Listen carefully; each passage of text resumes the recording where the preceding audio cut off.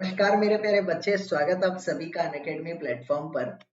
मैं निखिल गोयल आपके लिए आज एक नया और महत्वपूर्ण विषय लेकर आया हूं जो असल में आपके नीट एग्जाम में जरूरी मददगार साबित होता है। तो मेरे बच्चे, आज की विषय का नाम है त्रुटियां। यानी आज मैं आप लोगों को गलतियों के बारे में पढ़ाने वाला हूं और मेरे बच्चों को सबको पता है कि इंसान जो है वो गलतियों का पुतला है। और जो अपनी गलतियों को सुधारता जाता है, सुधारता जाता है, सुधारता जाता है, तो एक दिन वो अवश्य इस स्तर पर पहुंचता है कि ये दुनिया, ये जगत उसको फॉलो करती है।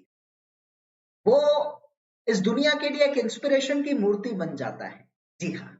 तो आज मैं आप लोगों को गलतियों के बारे में पढ़ाने वाला हूं।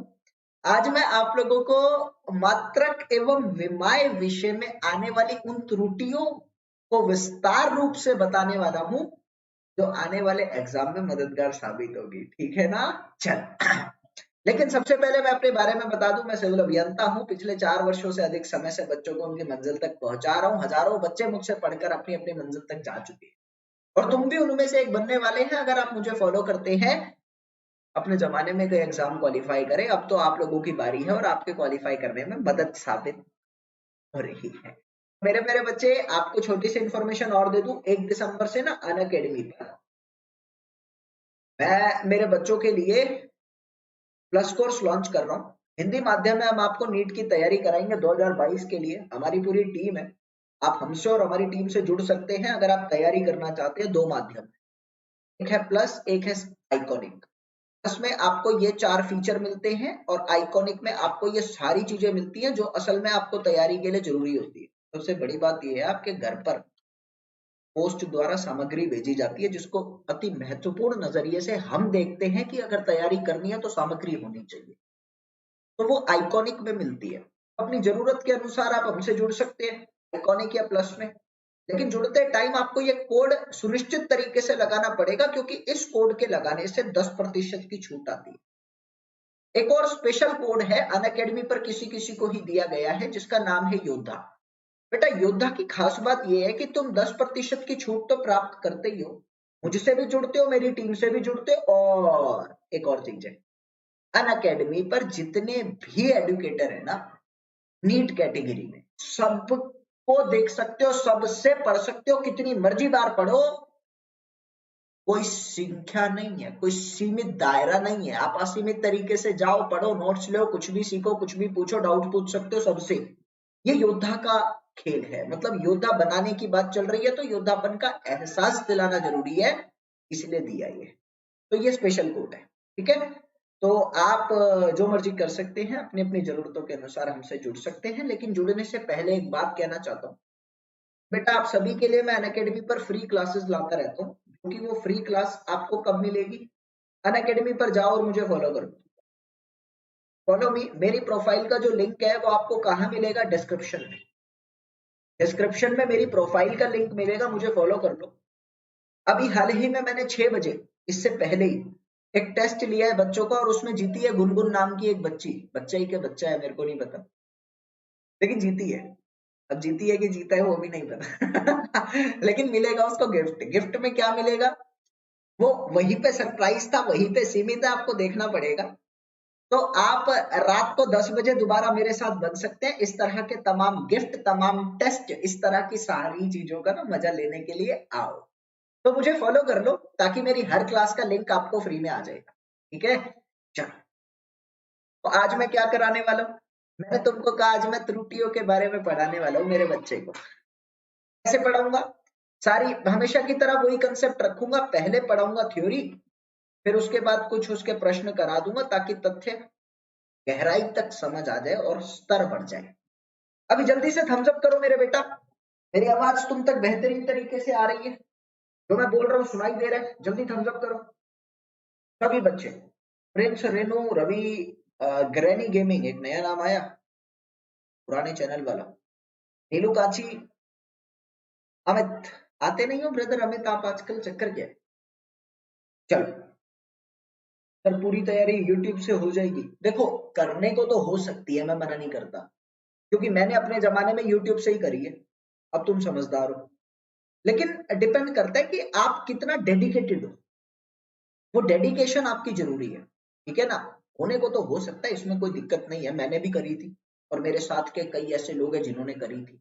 मैं पहले अपने जमाने में कई चीजों को छोड़कर आ चुका हूँ, मैं अपना इतिहास तुमको बता चुका हूँ भाई। मैं अभियंता भी था, मैं शोधकर्ता भी हूँ, मैं साइंटिस्ट भी रह चुका हूँ, मैं टीचर तो बहुत टाइम से बनना चाहता था लेकिन बन नहीं पाया अभी तक, धीरे धीरे बन रहा हूँ। तो मैं कई चीजें छोड़कर आ चुका हूँ, तैयारी यूट्यूब से ही करता था। लेकिन मेजर चीज है कि आपने निष्ठा की थी, ठीक है क्या। Divyanshu hello brother. अब मेरी बात आती है, शालिनी जी बिल्कुल यहीं पे क्लास होती है। अब मेरी बात आती है बेटा कि सबसे पहले तो त्रुटियां होती क्या है। मैं आसान भाषा में समझाना चाहूं तो होती है गलतियां। तेरी उम्र है कर ले गलती से मिस्टेक कर ली। गलतियां क्या होती है, मैंने कहा एक आपका कार्य है और उस कार्य में कोई ना कोई आपको आउटपुट मिलने वाला है।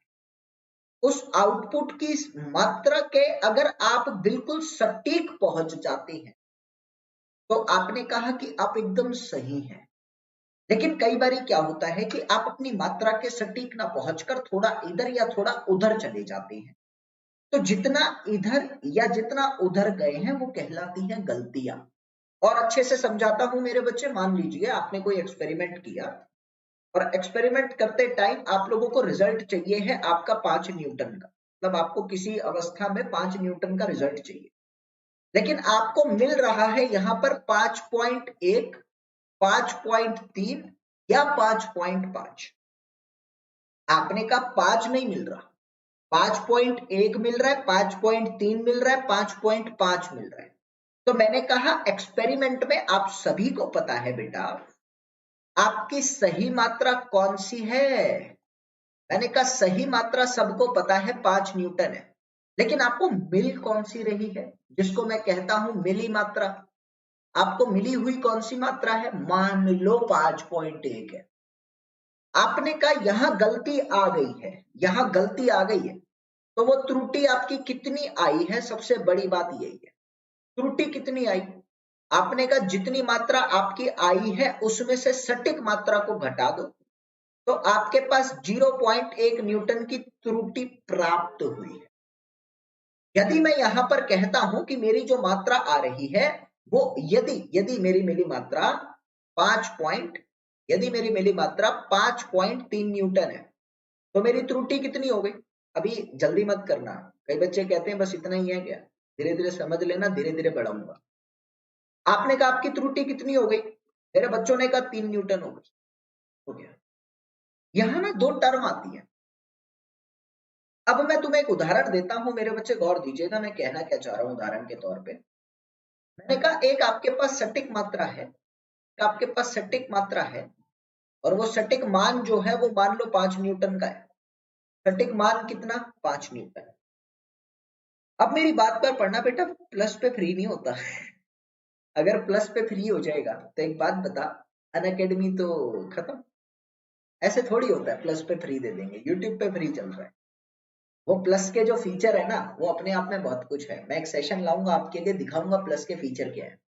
तो सटीक मात्रा आपको मिली 5 न्यूटन की। आपने कहा मेरे बच्चे आपके पास जो मिली हुई मात्रा है ना, जो प्राप्त मात्रा है आपकी, वो प्राप्त वैल्यू जो आपके पास आ रही है, एक मात्रा है 5.1, दूसरी मात्रा है 5.3। मैंने कहा आपको ये बताना है इस सटीक मात्रा के पास कौन सी मात्रा है। अब मैं इंग्लिश में इसको कहता हूं ट्रू वैल्यू। क्या कहता हूं, ट्रू वैल्यू। ट्रू वैल्यू मतलब जो ओरिजिनल आंसर है एकदम सही, 100% करेक्ट। ये क्या है, 100% सही है। लेकिन जो आपको मिल रहा है 5.1 या 5.3, तो ये आपको प्राप्त हुई मात्रा है, ये आपको प्राप्त हुई वैल्यू है, ये गलत है।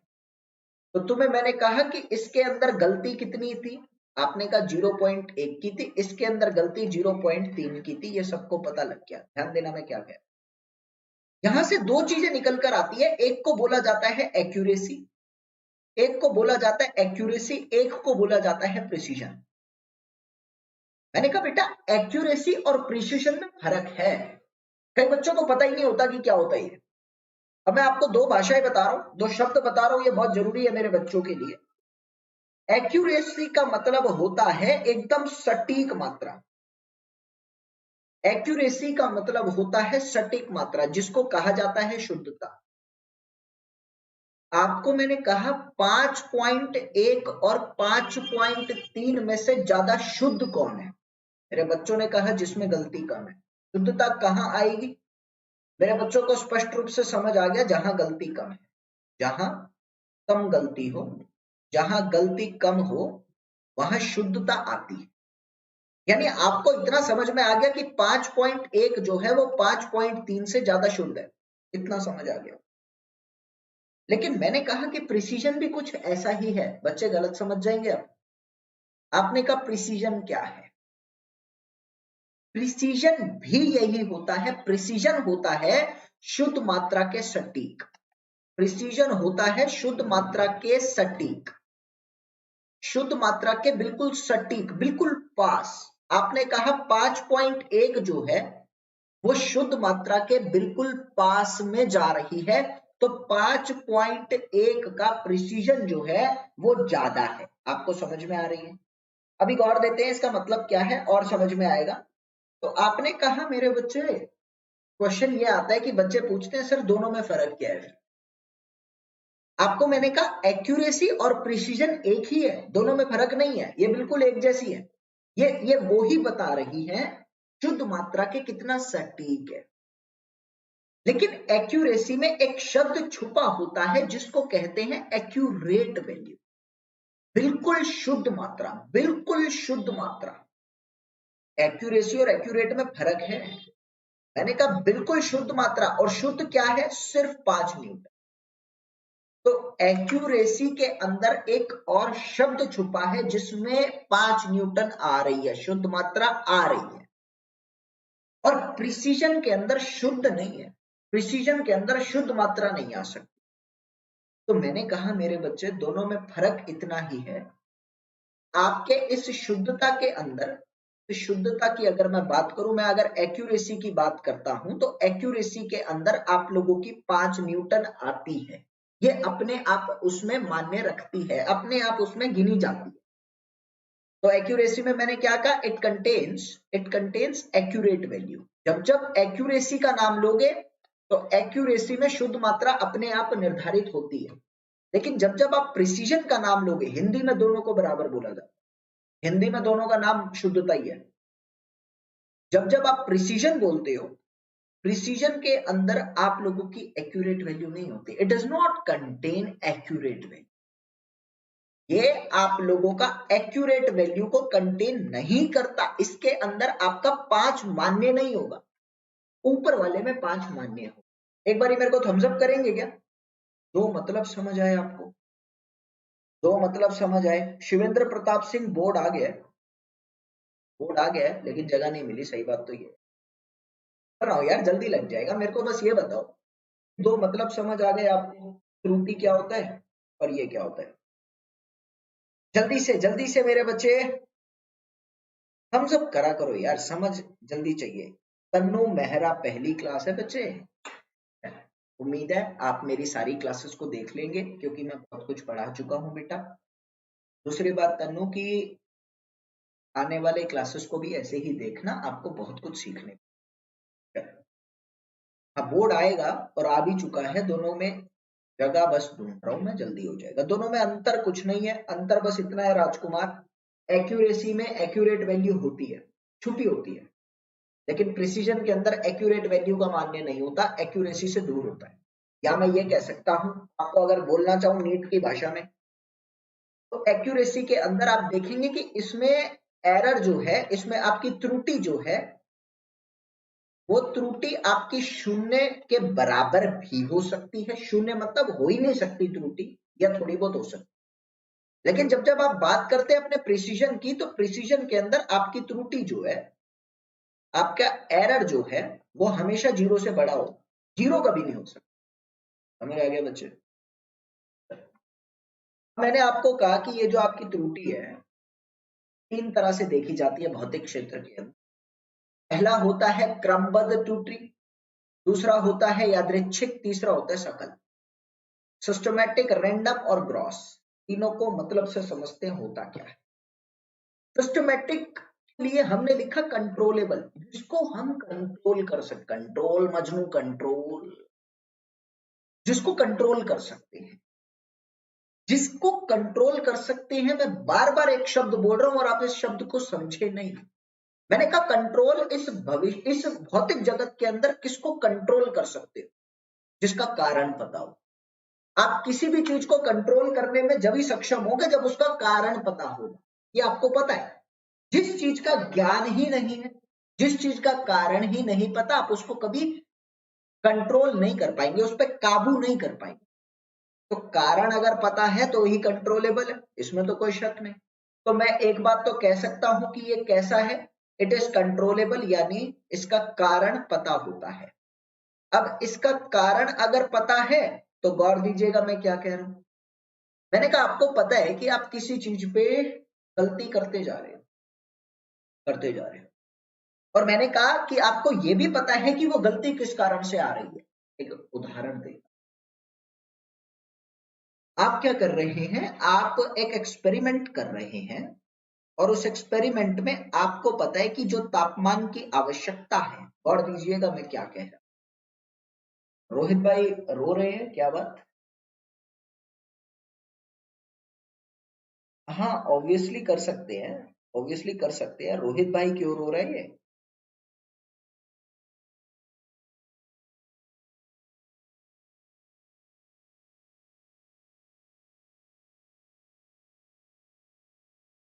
रोहित सैनी, डोंट वरी, मैं ना एक सेशन लूंगा अभी, कल या परसों एक सेशन लूंगा, उसमें बताऊंगा कि ऑनलाइन पढ़ाई कैसे करते हैं। ठीक है, आप लोग जो कर रहे हो वो भेड़ चाल है, वो पढ़ाई नहीं है। बताऊंगा कि पढ़ाई कैसे करते हैं, थोड़ा सा सब्र, कल परसों सेशन लूंगा, समझ। आप जो कर रहे हो ये पढ़ाई नहीं है, आंखों में चश्मा लगेगा मात्र, और कुछ नहीं हो।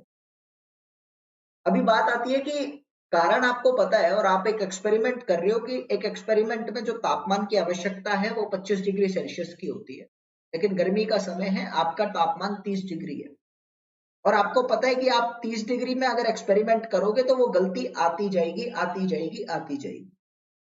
आपको उसका कारण पता है, आप उसके टेम्परेचर को कंट्रोल कर सकते हो। बहुत सारी आजकल तो सिस्टम आ गए हैं, कमरा बंद कर दो, थोड़ा एसी चला दो, वो सब हो जाएगा। लेकिन आप फिर भी जानते हो कि आप कर नहीं रहे हो, तो आप अगर एक्सपेरिमेंट करोगे तो गलती अवश्य पैदा होगी। अब आपको ये पता है कि वो गलती ज्यादा भी हो सकती है, कम भी हो सकती है, यानी आपका जो मात्रक है, आपकी जो मान है, वो गलती में ज्यादा भी आ सकता है या एक्यूरेट से कम भी आ सकता है। वो आपको पता है कैसा होगा, लेकिन फिर भी आप कर रहे हो। तो इस तरह की त्रुटि को, जिसमें आपको कारण पता होता है और आप फिर भी करना पड़ता है मजबूरन, तो उस तरह की त्रुटि को हम कहते हैं सिस्टमैटिक एरर। अब ये किसी भी दिशा में चल सकता है।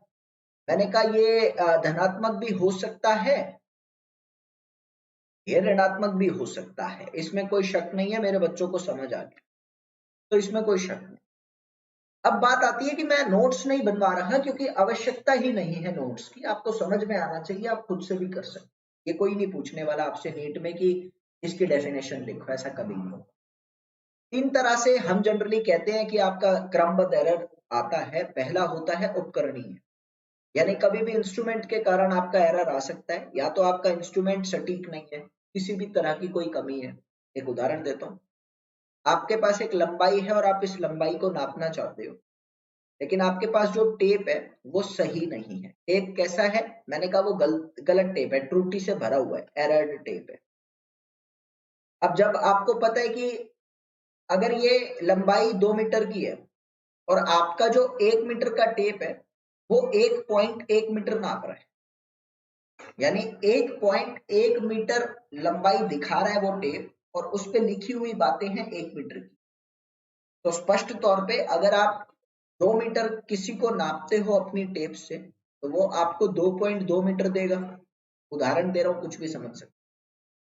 तो यहाँ त्रुटि कितने की आ गई? आपने कहा आपकी त्रुटि यहाँ पर आ गई है 2.2 मीटर। तो आपके उपकरण में भी किसी ना किसी तरह की गलती हो सकती है, जिसके कारण आपके एक्सपेरिमेंट में गलती आती है। आपके एनवायरमेंट के कारण भी गलती आ सकती है, जैसे मैंने उदाहरण दिया आपको आपका तापमान, आपका टेम्परेचर के कारण आपकी गलती आ सकती है। आपका आसपास का मौसम कैसा है, यानी मैंने कहा वेदर कंडीशन से भी आपको गलती आ सकती है। तो ये तमाम चीजें जो आपको वातावरण के अनुसार एक्सपेरिमेंट पे ध्यान देनी होती है, उनमें से गलती आ सकती है। ठीक है। तीसरा आता है प्रेक्षणात्मक।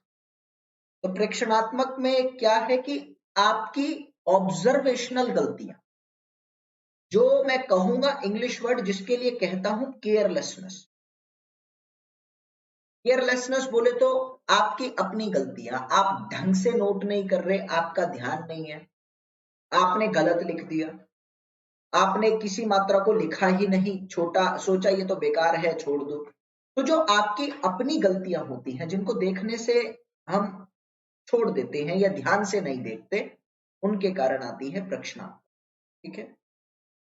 आगे मेरी बात आती है बेटा, के बाद मैंने आपको कहा कि क्रमबद्ध त्रुटि में नोट करने मात्र क्या चीज है, ये आपकी एक तो धनात्मक हो सकती है या ये ऋणात्मक हो सकती है। दूसरी बात मैंने आपको कही कि इसको आपका कारण पता होता है, कारण पता होता है। तीसरी बात मैंने आपको कही कि ये कंट्रोलेबल है, आप इस पे नियत पा सकते हैं, किसी तरह की दिक्कत नहीं है, इस पे आप काबू पा सकते हैं। बस आपको ये 3 चीजें याद रखनी है। बाकी किसी भी तरह का कोई प्रश्न आता है ना तो आप आराम से कर लो, ठीक है, मेरे को पता है। किसी के बाद अगला मेरे पास आता है रैंडम, यानी यादृच्छिक। रैंडम का मतलब क्या हो समझते हैं। मैंने कहा एक कमरा है और एक कमरे में 4 दरवाजे हैं। 4 दरवाजे भी क्यों है, मैंने कहा कमरा नहीं है, हॉल है। क्या है, हॉल है। एक आपके पास हॉल है और ये हॉल चारों तरफ से खुला है, या मैंने कहा ये क्या है, प्लेग्राउंड है। अब प्लेग्राउंड के अंदर इंडिया की टीम आ रही है। आपने देखा होगा कि इंडिया की टीम हमेशा पंक्ति में आती है, कोई दिक्कत थोड़ी है बच्चे। जितने भी प्लेयर्स होते हैं वो प्लेग्राउंड के अंदर पंक्ति में आते हैं। लेकिन आसपास के लोग, भाई साहब लोगों का भरोसा चले ना प्लेयरों को बाहर करके खुद खेलने लग जाए। आसपास के लोग कैसे आते हैं, मैंने कहा प्लेयर्स पंक्ति में आते हैं, लेकिन आसपास के लोग जहां मर्जी से जैसी मर्जी दिशा में आ जाते हैं, कोई दिक्कत नहीं है, और उनके पीछे पुलिस वाले अलग। तो आपने कहा जब मैं लोगों की बात करता हूँ, अच्छा सुनीता गोयल आप ही गुनगुन गोयल है, चलो बहुत बढ़िया, आज ये विजेता बनी है सुनीता गोयल जो है, आज इनको मिल जाएगा इनका गिफ्ट। तो मैंने कहा कि जो लोग हैं वो किसी भी दिशा से कैसे भी ग्राउंड के अंदर प्रकट हो रहे हैं। तो जब दिशा निर्धारित नहीं होती ना, मैंने कहा दिशा कैसी है, आवागमन की दिशा कैसी है, अनिर्धारित। सिर्फ एक ही शब्द आपके काम आएगा, जब आपकी दिशा अनिर्धारित होती है, यानी डायरेक्शन जो है वो फिक्स नहीं होती है। डायरेक्शन कैसी होती है, नॉट फिक्स्ड। तो उस तरह के त्रुटि को आप कहते हैं यादृच्छिक त्रुटि या रैंडम एरर। एक एक्सपेरिमेंट है, मैंने कहा मेरे बच्चे आपके पास आप एक खेल खेल रहे हैं, आपने मुझे कहा कि आप एक एक्सपेरिमेंट कर रहे हैं और उस एक्सपेरिमेंट में आपको ज्ञात ही नहीं है कि आपका एरर कहां से आ सकता है, ज्ञात ही नहीं है, कारण पता ही नहीं है। तो आपको पता है जब आपको कारण नहीं पता होता तो आप बस करते चले जाते हैं, करते चले जाते हैं, गलती होती है तो आपको ज्ञात ही नहीं होता गलती हो रही है। तो मैंने कहा इसमें आने वाली जो गलतियां हैं वो कैसी भी हो सकती है, धनात्मक भी हो सकती है, ऋणात्मक भी हो सकती है। गौर देना मैं क्या कह रहा हूं, अभी तुमको गलती पता लगेगी तुमको। आपका धनात्मक और ऋणात्मक दोनों हो सकता है। आपने कहा सर धनात्मक और ऋणात्मक तो पहले भी हो सकता था, फिर इसमें फर्क क्या है। मैंने कहा मेरे बच्चे आपको यहाँ पर कारण पता नहीं है, आपको कारण का ज्ञात नहीं है, आपको पता ही नहीं है कि वो कारण क्या है, ज्ञान नहीं है उसका। तो आपको यही नहीं पता कि गलती ज्यादा में है कि कम में है, मात्रा जो मिल रही है वो ज्यादा मिल रही है या कम मिल रही है, ज्ञात नहीं है। तो मैं आपको ये कहना चाहता हूं कि यादृच्छिक त्रुटियों के समय पर आपकी धनात्मकता और ऋणात्मकता एक साथ आ सकती, एक साथ लग सकती है। एक तरफ एक बार में धनात्मक दूसरी बार में ऋणात्मक लगती है, एक साथ लग सकती है, जिसको अंग्रेजी में कहते हैं साइमल्टेनियस। लेकिन अगर मैं बात करूं आप लोगों की, अगर आप कंट्रोल्ड बात कर रहे हैं, सिस्टमेटिक एरर की बात कर रहे हैं, तो यहां पर जो आपकी त्रुटि है ना बेटा, यहाँ पर जो आपकी त्रुटि है वो एक बारी में एक ही दिशा में लगती है, ये आपको पता होना चाहिए। एक बार में एक दिशा में लगेगी, कहने का मतलब समझो।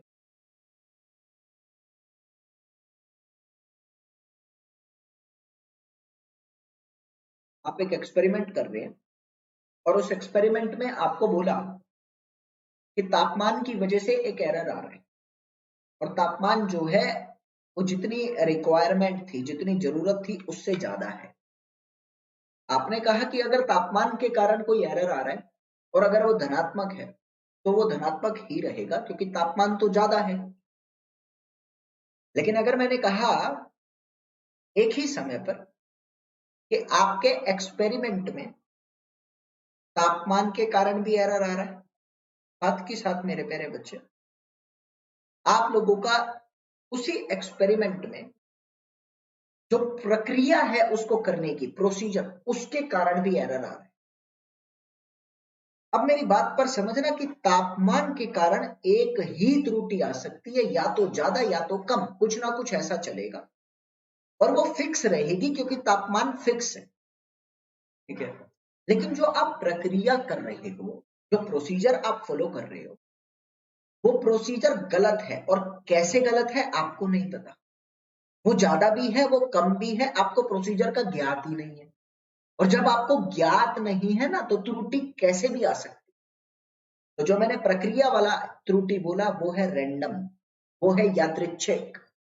और जो मैंने तापमान वाला बोला जिसकी एक ही दिशा में त्रुटि आ सकती है, वो है क्रमबद्ध। एक बारी थम्स अप करना बेटा, एक बारी मेरे को थम्स अप करोगे क्या आप लोग? समझ आ रहा है? ज्यादा लंबा करना नहीं चाहता, मैं बस ये पूछना चाहता हूँ, थम्स अप करो। तनु मेहरा, मेरी फ्री क्लासेस से जुड़ने के लिए अनअकैडमी पे मुझे फॉलो कर लो, आपको मेरी फ्री क्लासेस का लिंक आ जाएगा, ठीक है। अनअकैडमी पे फॉलो कर लो। एक बारी थम्स अप करेंगे बेटा? मैं 1 मिनट में आया, तार लगा के।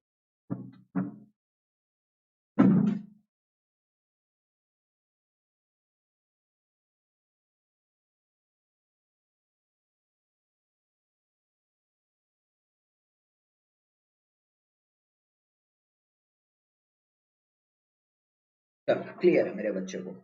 राजकुमार ने कहा समझ नहीं आया, डर मत, नहीं आया तो अभी घबराओ मत, अभी सब कुछ समझ में आ जाएगा, दिक्कत नहीं है, ठीक है। तो मैंने बस यही कहा कि आपका जो क्रमबद्ध होता है वो एक बार में एक ही दिशा में लगता है। अगर धनात्मक है तो हमेशा धनात्मक, ऋणात्मक है तो हमेशा ऋणात्मक। लेकिन जो आपका यादृच्छिक है वो एक बार में दो दिशाओं में लग सकता है। मेरा कहने का मतलब है पूरे प्रक्रिया के दौरान बढ़ भी सकता है, घट भी सकता है, उसका ज्ञात नहीं। तो आपको मैंने कहा कि सबसे बड़ी बात आती है कि आप अपने यादृच्छिक एरर को कम कैसे कर सकते हो, हाउ टू रिड्यूस। बात आती है बेटा कि आप अपने यादृच्छिक एरर को कम कैसे कर सकते हो, इसके त्रुटि को कम करना है। तो मेरे बच्चे, त्रुटि को कम कैसे किया जा सकता है? एक ही तरीका होता है जिसको हम कहते हैं मीन, यानी मध्य संख्या निकाल। आप क्या करते हैं, मीन कह लो, या अंग्रेजी भाषा में उसको बोला जाता है एवरेज। मैं आपको समझा, एक उदाहरण देता हूं मेरे प्यारे बच्चे कि आपने एक एक्सपेरिमेंट किया और एक्सपेरिमेंट करने के बाद आप लोगों को 5 मात्राएं मिली। आपने 5 बारी एक एक्सपेरिमेंट किया और आपको 5 मात्राएं मिली। पहली मात्रा का मान N1, N2, N3, N4, N5। और आपको पता है कि ये पांचों मात्राएं जो हैं ये सटीक नहीं है कोई भी, और अगर कोई इसमें से सटीक है तो मुझे पता नहीं, मेरे को कारण ही नहीं पता ना। आपको, आप जब अपनी लैब में एक्सपेरिमेंट करते हैं, गौर देना बेटा राजकुमार, अन्य छात्र भी, आप जब अपनी एक्सपेरिमेंट करते हैं अपने स्कूल की लेबोरेटरी में, तो आप 3-4 बारी करके और उन सबका मीन निकालते हैं, करते हो ना? हाँ, क्यों निकालते हैं? क्योंकि आपको इतना तो पक्का पता है कि ये सही नहीं है। मतलब इतना पूरा भरोसा है कि जो कार्य तुमने किया वो सही हो ही नहीं सकता। तो भाई गलती तो उपस्थित है, लेकिन मुझे उसका कारण नहीं पता, मेरे को ये नहीं पता कि गलती किस कारण से आई। तो मैंने कहा जब गलती उपस्थित है तो अवश्य मैं क्या करता हूँ, उसका एवरेज निकालता हूँ। तो वो जो मैं मध्य मात्रा निकालता हूँ, एवरेज निकालता हूँ, उसी मध्य मात्रा के निकालने की प्रक्रिया को असल में बोला जाता है हम इसमें आने वाले यादृच्छिक त्रुटि को कम कर रहे हैं, ये इसका मान है। समझ आ गया? आपको और समझ आएगा, 2 मिनट सुनना अभी मुझे। मैंने कहा आप क्या कर रहे हैं, आप इसका एवरेज निकाल रहे हैं। एवरेज निकालना सबको आता है बेटा, आप 11वीं कक्षा के स्टूडेंट है, नीट की तैयारी कर रहे हैं, तो ये आपको आता है, इस तरीके से निकाला जाता है। अब मैंने कहा कि कई बच्चे मतलब उल्टा बोल जाते हैं, मतलब उनको आदत होती है कई बच्चों को बहस करने की। तो कई बच्चे कहते हैं सर ऐसा कैसे, मैंने जो एक्सपेरिमेंट किया वो हमेशा सही होता है। मैंने कहा ठीक है भाई, मैं कब लड़ाई कर रहा हूँ। मैं कहा ठीक है तो ठीक है, अगर एक्सपेरिमेंट हमेशा सही है, कोई गलती है ही नहीं, तो एक बात का ध्यान रखना कि आपकी जितनी भी मात्राएं आएंगी वो समान होंगी। हाँ हाँ, आपकी 3 मात्राएं आ रही है, तीनों समान है। अगर कोई गलती है ही नहीं, किसी तरह का भेद या अंतर आ ही नहीं रहा, तो मात्रा समान आएंगी हमेशा आउटपुट की। फैक्ट है ना? तो आपने कहा कि आप जब इनका एवरेज निकालोगे ना, इनमें त्रुटि कम करोगे, तो तीनों का मान का एवरेज निकालोगे तो क्या आएगा बेटा? सॉल्व करने के बाद उतना ही आएगा, उतना ही आएगा। तो अगर मात्रा आपकी सारी की सारी समान आ रही है तो आप कहते हो उसमें त्रुटि नहीं है, और अगर असमान आ रही है तो त्रुटियां हैं, फिर आपको मध्य निकालने की आवश्यकता नहीं हो। समझ आ गया? चलो, तो मेरे प्यारे बच्चे, अरे सुनीता गोयल बेटा, करवा दूंगा, 1 मिनट रुक। आज आप मुझसे जुड़े हो, आज पहली बार आए हो क्लास में, और पहली बार में डिमांड आ गई है, बेटा थोड़ा सब्र तो करो, करवा देंगे, सब्र करो। चलो, अभी क्लियर है। मैंने कहा आपको ये भी समझ आ गया त्रुटि किस तरह से काम आती है। तीसरा मेरे पास आता है ग्रॉस एरर। ग्रॉस क्या है? मैं एक ही बात बोलना चाहूंगा, जो मेरी कमी की वजह से आता है, मेरी वजह से जो त्रुटि आएंगी। अब मेरी वजह से कैसे? भाई साहब, मैडम ने कहा एक्सपेरिमेंट चल रहा है, रीडिंग लिख ले। अब मैडम ने कोई एक्सपेरिमेंट कर दिया, तुमने रीडिंग देख ली, मैडम ने रीडिंग निकाल ली, लेकिन तुम्हारी नजर पीछे ही है अभी भी। अब भाई साहब, नजर कहीं और है, जहां तेरी ये नजर है, मेरी जा मुझे खबर है। क्यों? अरे एक्सपेरिमेंट में गलतियां आ गई ना। तो आपने कहा, मैडम ने कहा रीडिंग लिख ले, लेकिन मेरी नजर कहीं और थी, मैडम ने जो रीडिंग कही मुझे समझ नहीं आई, मैंने गलत लिख दी। अब जब गलत लिख दी तो मेरा काम बिगड़ गया। समझ में आ रहा है? तो जो मेरे कारण आता है, मैं रात को सो नहीं पाया, मेरी आंखों में नींद भरी पड़ी है, लेकिन एक्सपेरिमेंट करने पड़ रहे हैं, फिर मेरी गलती आ गई। यानी मैंने कहा केयरलेसनेस, या मैं दूसरी भाषा में कहना चाहूं ध्यान की कमी। ध्यान की कमी। तो यहाँ कुछ उदाहरण दे रखे हैं, आप लिख सकते हैं। उपकरण को बिना व्यवस्थित किए पाठ्यक्रम लेने पर, इंस्ट्रूमेंट को ढंग से सेटअप नहीं किया, मेरी गलती आ गई। गलत अंकन करने पर मेरी गलती आ गई है। गणना करते समय गलत मानों पर रखने पर वो भी मेरी गलती आ गई। आवश्यक सावधानियां ना रखते हुए करने पर मेरी गलती आ गई। क्लियर है ना? जो मेरी गलती से है ग्रॉस, खत्म। क्लियर है बेटा? चलो, अब मेरी बात आती है, ये सब थ्योरी थी, आपके नीट के किसी काम की नहीं थी, नीट में काम आता है। अब आप क्या करते हो, आपकी जो त्रुटियां हैं उन त्रुटियों का निरूपण करते हैं, यानी उनको रिप्रेजेंट करते। 2 तरीके से किया जाता है, 2 ही बताऊंगा, तीसरा तो वैसे ही बना। पहला आता है मेरे प्यारे बच्चे एब्सोल्यूट एरर, यानी निरपेक्ष त्रुटि। दूसरा आता है रिलेटिव एरर। दूसरा आता है आपका रिलेटिव एरर यानी सापेक्ष त्रुटि है। और तीसरा आता है आप लोगों का परसेंटेज एरर यानी प्रतिशत त्रुटि। एक एक करके मैं आपको समझाता हूँ, सिर्फ आपको इसका प्रोसीजर बताऊंगा कि इनकी प्रक्रिया क्या है, जो असल में आपसे पूछी जाती है एग्जाम में, मैं उसकी बात करूंगा, मैं थ्योरी नहीं बताऊंगा। ठीक है? काम की आपने क्या करा, आपने 5 एक्सपेरिमेंट करे, आपने एक एक्सपेरिमेंट करा और उसी एक्सपेरिमेंट को आपने 5 बार कर दिया। जब आपने एक एक्सपेरिमेंट 5 बार करा तो आपको रीडिंग मिली बेटा A1, A2, A3, A4, A5। आपको पता है इन्हीं रीडिंग के अंदर आप लोगों का रैंडम एरर उपस्थित है, यानी आप लोगों का यादृच्छिक एरर उपस्थित है, कोई दुविधा नहीं है। अब उसको अगर आपको डिक्रीज करना है तो आप क्या करते हैं मेरे बच्चे, आप मीन निकालते हैं, आप मध्य मात्रा निकालते हैं। तो मैंने कहा मध्य मात्रा निकालने का सबसे सटीक तरीका एक ही है जो सबको आता है, A1 plus A2 plus A3 plus A4 plus A5, और इनका आपने निकाल दिया मान। ये आपका पहला स्टेप हुआ है, अभी तक आपने कुछ। अब दूसरा स्टेप आपको क्या कहता है कि मध्य मान निकालने के बाद आपको निकालना है एब्सोल्यूट एरर। जो निरपेक्ष एरर है वो अब निकलता है, निरपेक्ष एरर अब निकलता है। तो मैंने कहा एब्सोल्यूट एरर कैसे आएगा, a m minus a one, delta a two आएगा a m minus a two, delta a three आपका आएगा a m minus a three, delta a four आपका आएगा a m minus a four, similarly delta a five आपका आएगा a m minus a five. ये आपका क्या है, ये आपका दूसरा स्टेप। एक बारी मेरे को थम्स अप करना मेरे बच्चे, मुझे शक हो रहा है कि कई बच्चों को समझ नहीं आ रहा, क्योंकि मैंने बहुत देर से पूछा नहीं।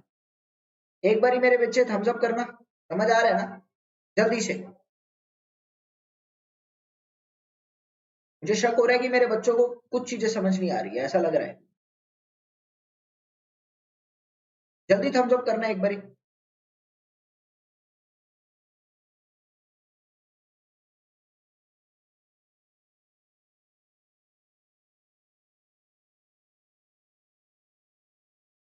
क्लियर है, ओके बेटा।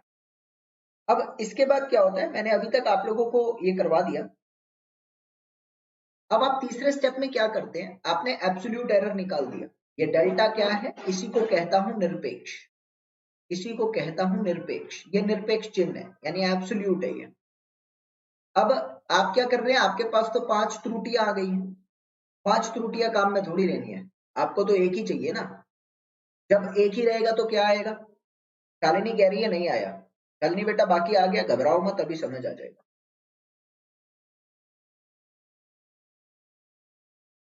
तो यहां करा दे। आपने अभी तक क्या किया, आपने डेल्टा A1 निकाला, डेल्टा A2 निकाला, डेल्टा A3 निकाला, डेल्टा A4 निकाला, डेल्टा A5 निकाला, ठीक है। और आपको एक बात तो हमेशा जहन में रखनी है, हमेशा आपको एक बात जहन में रखनी है, नोट करके लिख लो। आपकी गलतियां कभी ऋणात्मक नहीं होती है, एरर्स हमेशा आपके धनात्मक होंगे।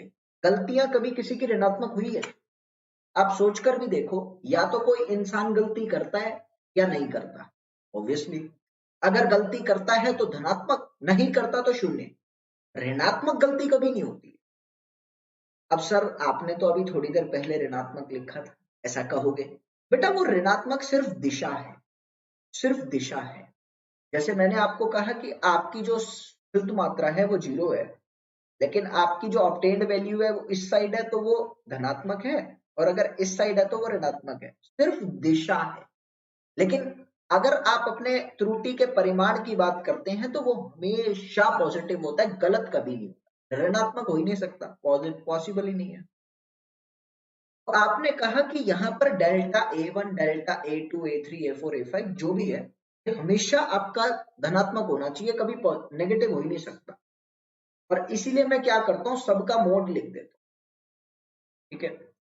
अब मुझे क्या करना है कि सारी मात्राओं के लिए, सारी मात्राओं के लिए एक त्रुटि चाहिए ना, एक त्रुटि सारी मात्राओं के लिए चाहिए। तो मैंने कहा आप क्या कर रहे हैं, अब की बार आप इनका मध्य निकाल रहे हैं। जिसको समझ आ गया बहुत अच्छी बात है, नहीं आया दोबारा बोलूंगा। आप इनका लास्ट में मध्य निकाल रहे हो, ये आप लोगों का फाइनल स्टेप, ये लास्ट का स्टेप है। अब गौर देंगे क्या है। सबसे पहले मेरे बच्चों ने कहा कि आपने एक एक्सपेरिमेंट किया, ध्यान से सुनो एक बार। आपने एक एक्सपेरिमेंट किया और वो एक्सपेरिमेंट करते टाइम 5 मात्राएं आई, A1, A2, A3, A4, A। सबसे पहले आपने उनका एक मध्य मान निकाला, क्योंकि आप उसमें से यादृच्छिक एरर को कम करना चाहते, रैंडम एरर को कम करना चाहते। आपने मध्य मान निकाला, वो आ गया A1। अब एब्सोल्यूट एरर निकालने के लिए क्या करना पड़ता है मेरे बच्चे, सबसे पहले आप निकालते हो डेल, सबसे पहले आप निकालते हो डेल A1, जिसका मान क्या है, जो आपने मध्य मान निकाला है ना, उसमें से पहली मात्रा को घटा दो। ठीक इसी तरीके से मध्य मान में से दूसरी घटा दो, फिर del A3, del A4, del A5, ये 5 मात्राएं आपने निकाली। अब इसके बाद आप क्या करते हो, जब आपको फाइनल एब्सोल्यूट एरर चाहिए, क्या है ये आपका फाइनल स्टेप है, ये आपका एब्सोल्यूट एरर है। तो एब्सोल्यूट एरर यानी निरपेक्ष त्रुटि यही है आपकी।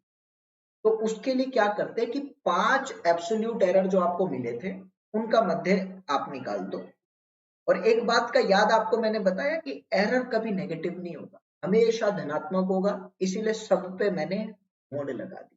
तो पता है मोड का खेल आपको आना चाहिए, 2 मिनट में बता देता हूँ।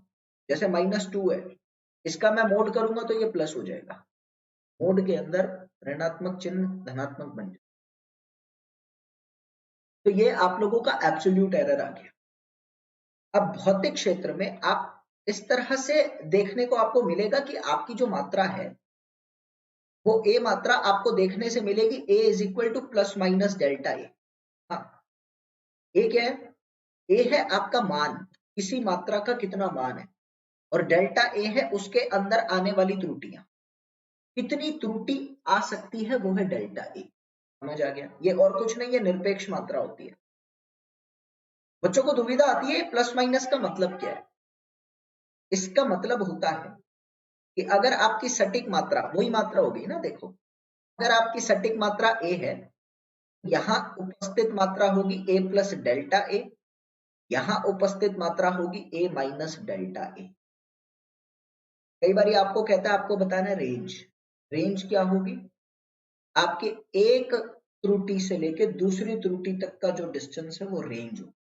रेंज कैसे निकलती है? तो रेंज के लिए आप करेंगे, इसमें से दूसरे को माइनस कर, मैं अभी करके दिखाता हूँ, पहले मेरे को थम्स अप करो मेरे बच्चे, एक बारी थम्स अप करो। यहां तक क्लियर है? एक बारी जल्दी से।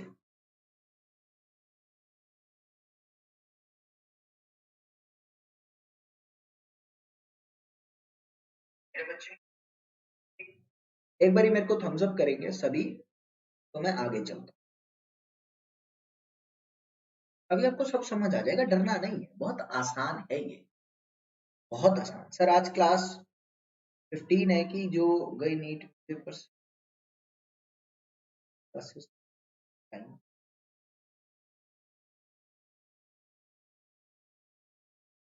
आपको बता तो रहा हूँ, वेल एफएफ गेमर, मैं आपको बेटा बहुत सटीक और आसान तरीका बताऊंगा।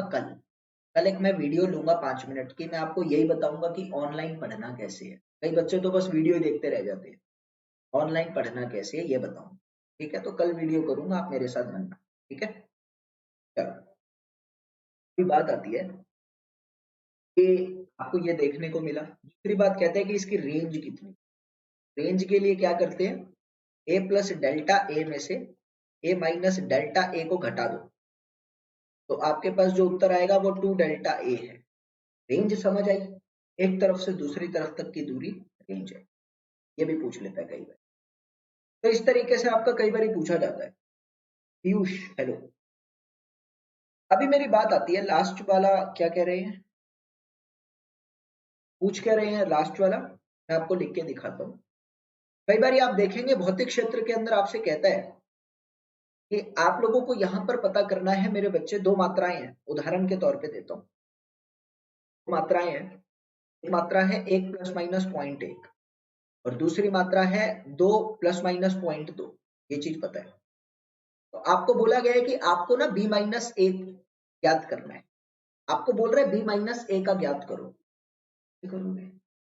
मैंने आपको कहा कि आपकी त्रुटियां कभी गलत नहीं हो सकती, त्रुटियां कभी माइनस हो ही नहीं सकती, त्रुटियां कभी कम नहीं होती, त्रुटियां हमेशा जुड़ती है। तो यहां पर अगर देखने को मिला तो मैं लिख सकता हूं b minus a plus minus delta b plus delta a. बच्चों को समझ नहीं आया, मैं दोबारा तोड़ के दिखाता हूँ, गौर देना। ये क्या है बेटा? ये और कुछ नहीं, ये आपका a plus minus delta A है। ये क्या है? ये b plus minus delta B है। राजकुमार गौर दियो बेटा, क्या आप लिख सकते हैं b माइनस ए का मतलब b plus minus delta b minus a plus minus delta ए? तो मैं यही आपको बता रहा हूं कि जो मुख्य मात्रा है उसमें से तो आप इसका विभांतर निकाल सकते हैं, अंतर आ सकता है, लेकिन जो त्रुटियां है ना, जो निरपेक्ष त्रुटि है, वो कभी आपस में घटा नहीं होती, कभी भी आपस में उनका अंतर नहीं आता, वो हमेशा योग में चलती, हमेशा हमेशा बेटा योग में चलेगी। तो अब आपको समझ में आ गया होगा राजकुमार मतलब क्या है। तो इसका उत्तर क्या आएगा मेरे पास, 2 माइनस 1 प्लस माइनस 0.1 प्लस 0.2, यानी 1 प्लस माइनस 0.3 इसका उत्तर है। ये चीज आपको समझ में आनी चाहिए, ठीक है। ये पहली चीज। अब दूसरी चीज आती है बेटा, आपको बोला जाता है रिलेटिव एरर। आपको मैंने अभी एब्सोल्यूट एरर बता दिया, अब आता है रिलेटिव एरर। ये कैसे आएगा? बहुत आसान है, ज्यादा मुश्किल है ही नहीं। रिलेटिव एरर को लिखने का एक ही तरीका होता है कि जो भी आपका एब्सोल्यूट एरर आ रहा था उसको उसकी मुख्य मात्रा के साथ विभाजित कर दो, खत्म। जो भी आपका एब्सोल्यूट एरर आ रहा था उसको उसकी मुख्य मात्रा के साथ जब विभाजित किया जाता है तो आपके पास रिलेटिव एरर आता है। जैसे मैंने आपको कहा, पीछे वाली मात्रा में आप लोगों ने am निकाला था आराम से, 5 एक्सपेरिमेंट की वैल्यूज थी, उससे मध्यमान निकाला। फिर आपने सभी का निरपेक्ष त्रुटि निकाली, अलग अलग एक्सपेरिमेंट की निरपेक्ष त्रुटि निकाली। उसके बाद आप लोगों ने सभी का फिर से मध्य निकाला, निरपेक्ष त्रुटियों का मध्य। उसके बाद आप क्या कर रहे हैं, अपना इसमें प्रदर्शन करना चाहते हैं रिलेशन। रिलेटिव का मतलब क्या है? किसी के सापेक्ष। तो इसके एब्सोल्यूट एरर का जो रिलेशन है वो इसकी मेन क्वांटिटी के साथ कैसे, इस तरह से, बस इसको कहते हैं रिलेटिव एरर। ये क्या है? Relative error. और अगर यही मात्रा ऐसे लिखी जाए, ध्यान देना मैं क्या कह रहा हूं, फिर प्रश्न भी करा दूं। यही मात्रा अगर ऐसे लिखी जाए, डेल्टा am अपॉन am, और अगर इसको 100 से गुणा कर दिया जाए तो आप इस तरह के एरर को कहते हैं प्रतिशत त्रुटि। क्या बन जाता है ये बनता है प्रतिशत त्रुटि, यानी परसेंटेज एरर। ये होता है परसेंटेज एरर। खत्म बेटा। अब उदाहरण के तौर पे मैं आपको बताता हूं, जैसा मैंने आपको कहा, एक मात्रा है 1 प्लस माइनस डेल्टा 0.1 और b है 2 प्लस माइनस 0.2। आपको मैंने कहा आपको सिर्फ यहां पर यह लिखना है डेल्टा a अपॉन a क्या है, यानी सापेक्ष त्रुटि a की। तो आपने कहा 0.1 अपॉन 1 यानी 1/10। ठीक इसी तरीके से आपको मैंने बोला कि b की सापेक्ष त्रुटि क्या होगी, मेरे बच्चे ने कहा ये भी होगी 1/10। इसका उपयोग क्या है ये चीज पता होना अनिवार्य है। मैं मेरे बच्चों को बताता हूं, गौर देंगे कि इसका उपयोग क्या। सबसे पहली चीज समझ आ गई आपको? चलो एक बारी मेरे को यस करके लिखना, थम्स अप मत करना। मेरे को बच्चे यस करके लिखना कि हाँ समझ आ गया, क्योंकि अब मैं आपको बताने जा रहा हूं कि इसका उपयोग क्या है भौतिक क्षेत्र में।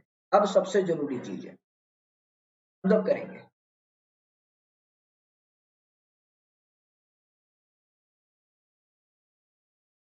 चलो यस कर रहे हैं, जल्दी से करेंगे सभी।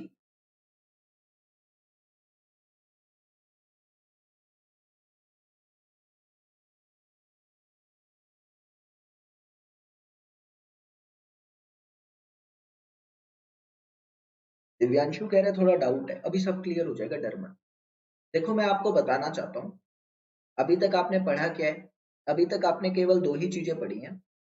एक मेरे बच्चे ने पढ़ा कि आप अपने किसी भी मात्रा को इस तरीके से प्रदर्शित करते हैं, जहां ये होता है आपका मुख्य और ये होता है आप लोगों का त्रुटि, ठीक है। आपने कहा इस तरह की मात्रा में हम एक और प्रदर्शन देते हैं जिसको हम कहते हैं डेल्टा ए अपॉन ए। ये क्या है? ये है आपका सापेक्ष त्रुटि। अब बस इतना ही मैंने आपको बताया और बताया ही नहीं है। आपको पहले वाली चीज समझ में आ गई क्योंकि मैंने उदाहरण दिया था, दूसरा मान समझ नहीं आया क्योंकि उदाहरण नहीं दिया। अब मैं आपको सारी चीजें सिखा रहा हूं, गौर देना। मुख्य रूप से आपका इसका जो उपयोग है वो एक ही चीज के अंदर है, जब आप यहाँ गणितीय सूत्र को लगाते हैं। जब आप अपने गणितीय सूत्र को लगाओगे, यानी आप जब मैथमेटिकल फॉर्मूला करोगे ना, या मैथमेटिकल ऑपरेशंस करोगे, प्लस माइनस भाग गुणा, तो यहाँ इसका उपयोग होता है।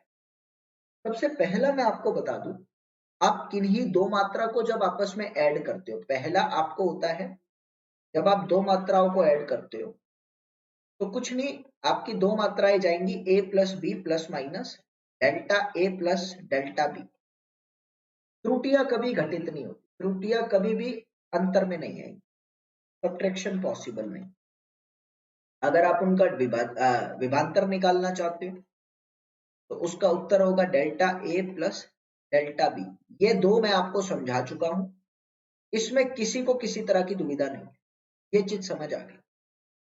तीसरी चीज आती है बच्चे, अगर आप किन्हीं दो मात्राओं को आपस में गुणाफल करना चाहते हो तो सूत्र क्या होगा? गुणाफल करने के लिए आपको एक बात का याद रखना है, इसका सूत्र होता है delta A B upon A B.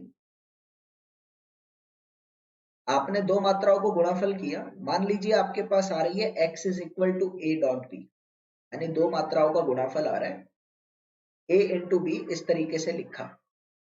तो इसका सूत्र आपको याद रखना है delta x upon X is equal to delta A upon A plus delta B upon B.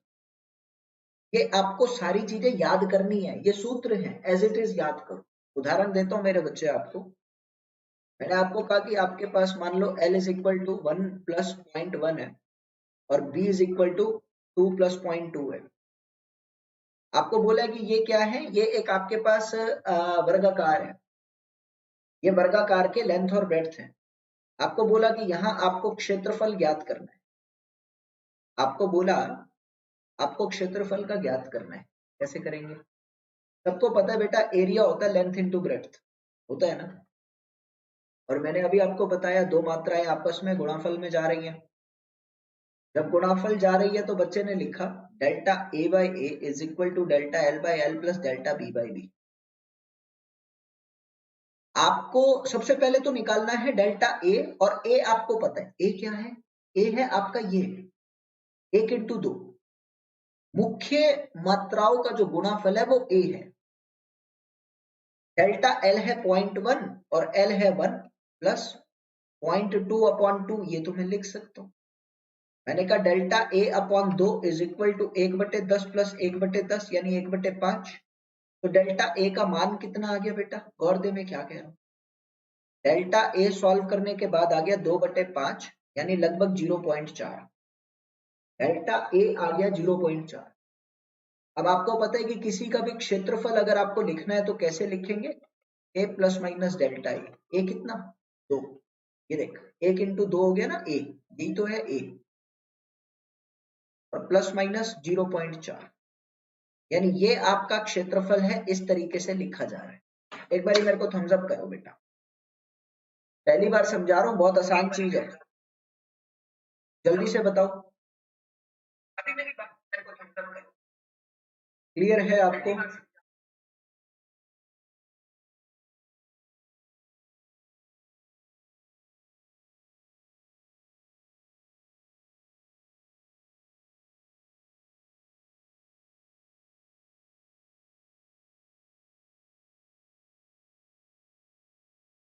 Clear है। ठीक इसी तरीके से एक और सूत्र आपके पास आता है, दो मात्राएं आपस में विभाजित होती है। चौथा सूत्र आपके पास आएगा जब दो मात्राएं विभाजित है। अब कई बच्चे कहते हैं कि सर अगर गुणाफल करने में ये प्लस हो रही है, विभाजन करने में माइनस हो जाएंगे।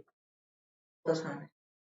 मैंने कहा बिल्कुल सही कह रहे हो आप, लेकिन एक चीज आप भूल गए कि त्रुटियां कभी विभाजित नहीं होती, त्रुटियां कभी भी अंतर में नहीं आती हैं, सब्ट्रैक्शन नहीं होता। तो मैंने कहा गलतियों में कभी भी सब्ट्रैक्शन नहीं होता ना, तो ये प्लस ही होंगी। ठीक है, मैंने आपको बताया बेटा, गलतियां कभी विभांतर कर ही नहीं सकते, गलतियां कभी अंतर में नहीं आती हैं, हमेशा गलतियां ऐड होती है। ओके, उदाहरण के तौर पे सेम सेम उदाहरण ले लेता हूँ। आपके पास मान लीजिए गिवन है कि वही ए मात्रा आपको गिवन है 1 प्लस माइनस 0.1, बी आपको गिवन है 2 प्लस माइनस 0.2।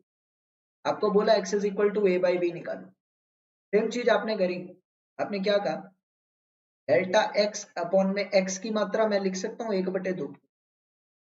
x क्या है? a बाई बी है ना, a का मान 1 है, b का मान 2 है, और delta a 0.1 upon 1 plus minus point plus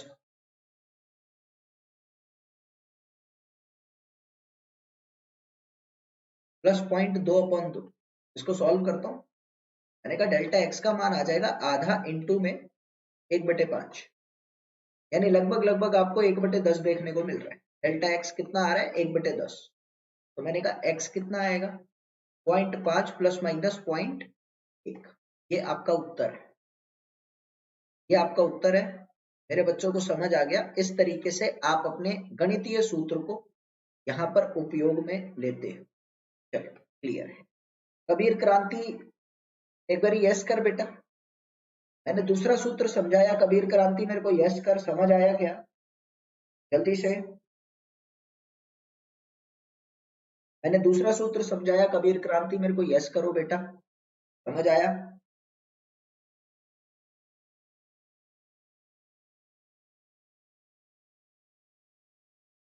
Sonia Thakur, क्या नहीं आया बेटा? आराम से देख, थोड़ा सा जल्दी हो जाएगा, कोई बात नहीं, आराम से देख।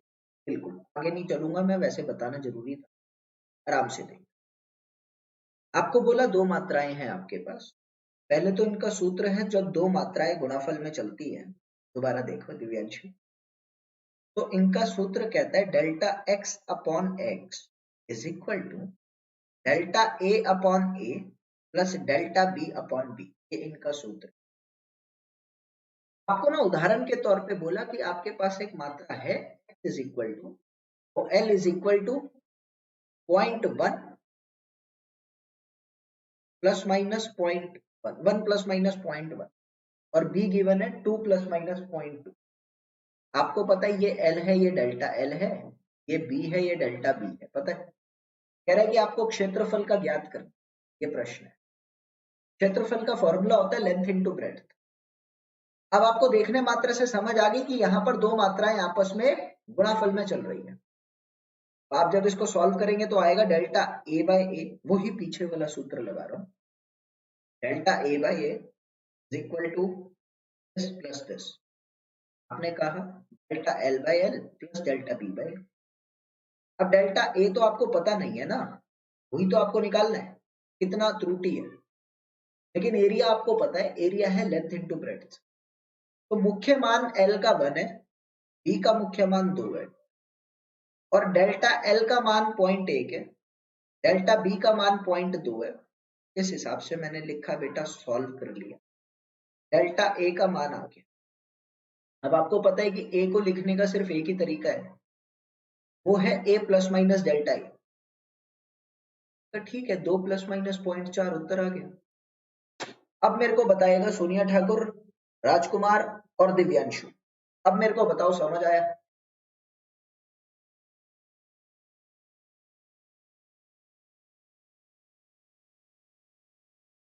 जल्दी बेटा।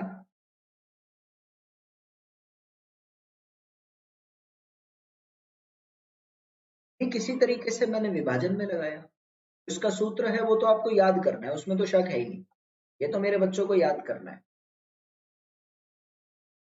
हाँ बेटा, सैफुर रहमान इसके क्वेश्चन आते हैं नीट में। कल जब आऊंगा तो पहले प्रश्न कराऊंगा।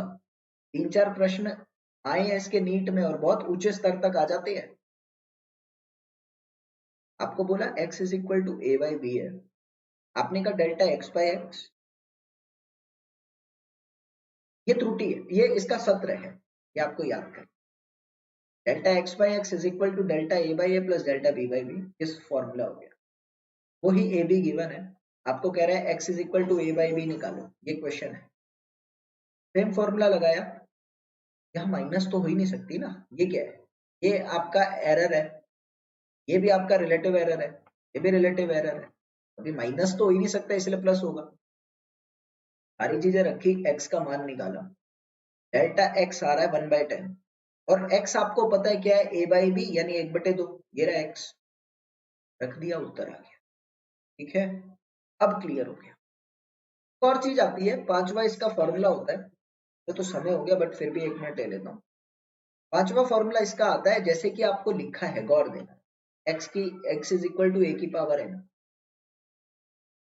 और आपको गिवन है कि आपको निकालना क्या है। यहाँ पर एक आपको कह रहा है कि त्रुटि वाला केस लगाना है, तो इसका सूत्र क्या कहता है, n into delta A by a, ये किसके बराबर होगा, डेल्टा x बाई एक्स। ये आपको याद रखना। ठीक है बेटा, ये इसका सूत्र है, मैं आपको अभी समझाता हूँ कि ये दे क्या रखा है।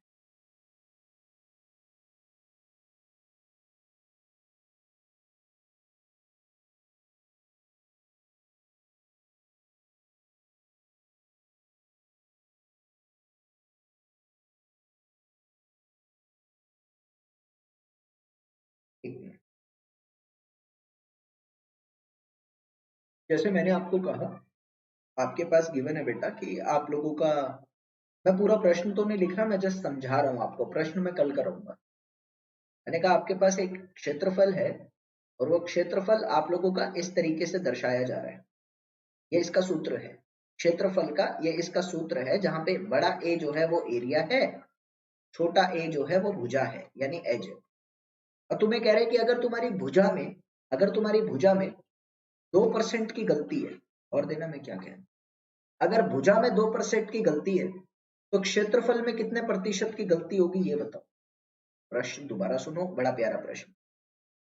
इस सूत्र के मद्देनजर आपका क्षेत्रफल निकाला जा रहा है, बड़ा ए क्षेत्र, छोटा ए भुजा। कह रहे हैं कि अगर भुजा में 2% की त्रुटि है तो पूरे क्षेत्रफल में कितनी त्रुटि आएगी वो बताओ। आपने कहा बहुत आसान है। पूरे क्षेत्रफल में त्रुटि का मतलब हो गया आप लोगों को प्रतिशत निकालना है, कितने प्रतिशत की त्रुटि है। और आपको पता है प्रतिशत निकाला कैसे जाता है, ऐसे।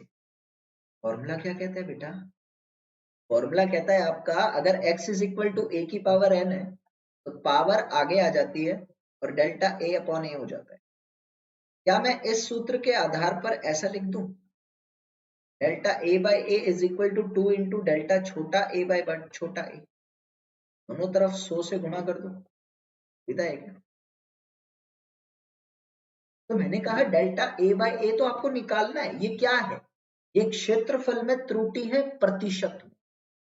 तो आपने कहा ठीक है, ये आपको निकालना है। और आपको कह रहा है ये क्या है, ये भुजा में कितनी त्रुटि है प्रतिशत में, वो है 2% गिवन है, देख ध्यान से। तो आपको बोला कि इसका उत्तर आ रहा है 4%, ये था। तो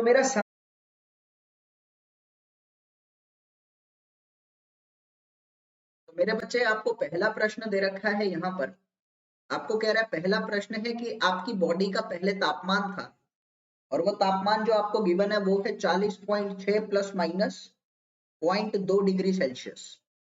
उस तापमान में आपका तापमान बढ़कर कितना हो गया, तापमान आपका बढ़कर हो गया 78.3 प्लस माइनस 0.3 डिग्री सेल्सियस। तो आपको बोला कि इसमें वृद्धि कितनी आ रही है वो बताओ, आपकी वृद्धि कितनी आ रही है वो आपको बताना है।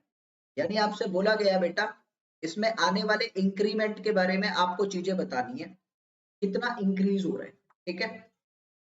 एक ही चीज आती है, इंक्रीज कैसे पता लगता है, क्या मैं लिख सकता हूँ जो आपकी वृद्धि हो रही है उसको आप लिख सकते हैं T2 माइनस T1। और मुझे पता है कि जब दो मात्राएं आपस में अंतर में आती है तो उनके बीच का सूत्र क्या कहता है, वो दिखा रखा है, आपको पता है, आप लिख सकते हैं। T2 का मान है 78.3 और T1 का मान है 40.6 प्लस माइनस डेल्टा T2 है आपका 0.3 प्लस 0.2। तो जब मैं इसको सॉल्व करूंगा तो मेरे पास क्या आ जाएगा मेरे प्यारे बच्चे, 0.7, 77 में से 40 जाएगा 37 प्लस माइनस 0.5। मेरे बच्चे मेरे को थम्स अप करेंगे, क्या आपको ये चीज समझ आ गई है, एक बारी से मेरे बच्चे मेरे पास थम्स अप करेंगे, क्या आपको ये चीज समझ आ गई है, ताकि मुश्किल प्रश्न की तरफ मैं आपको बढ़ा सकूं, धीरे धीरे बढ़ाऊंगा, कोई दिक्कत नहीं आनी चाहिए।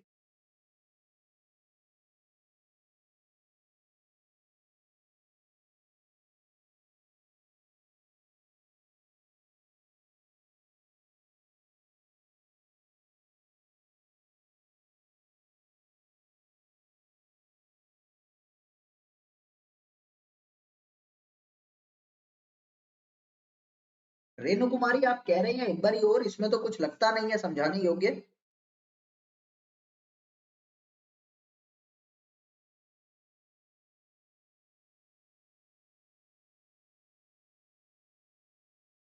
मैंने बस माइनस ही करा है बेटा।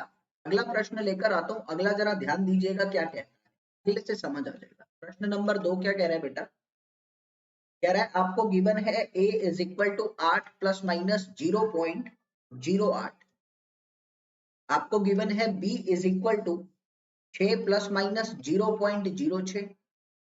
तीसरे में आपको कह रहा है कि आपके पास 3-4 मात्राएं हैं और वो कह रहा है x is equal to a plus B है, y is equal to a minus B है और z is equal to a into B है। आपको कह रहे हैं कि आपको बताना है कि अगर तीनों की प्रतिशत त्रुटियों में इन तीनों की परसेंटेज एरर, यानी परसेंटेज एरर इनका कैसे बदल रहा है या कैसे चल रहा है। ऑप्शन ए में आपको कह रहे हैं अगर तीनों का परसेंटेज एरर आप निकालते हैं तो कौन सा ऑप्शन सही है। आपको कह रहा है एक्स वाई जेड ऐसे चल रहा है, ऑप्शन में आपको कह रहा है एक्स वाई जेड ऐसे चल रहा है, ऑप्शन सी में कह रहा है एक्स जेड वाई ऐसे चल रहा है, ऑप्शन डी में कह रहा है उपयुक्त में से कोई नहीं। प्यारा प्रश्न है, थोड़ा सा समय लेकर आप इसको सॉल्व करने का प्रयास करिएगा।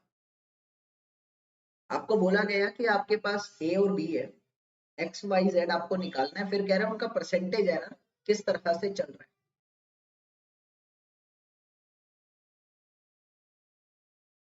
तो ए प्लस बी क्या होगा, आपने कहा 8 प्लस 6 प्लस माइनस 0.08 प्लस 0.06,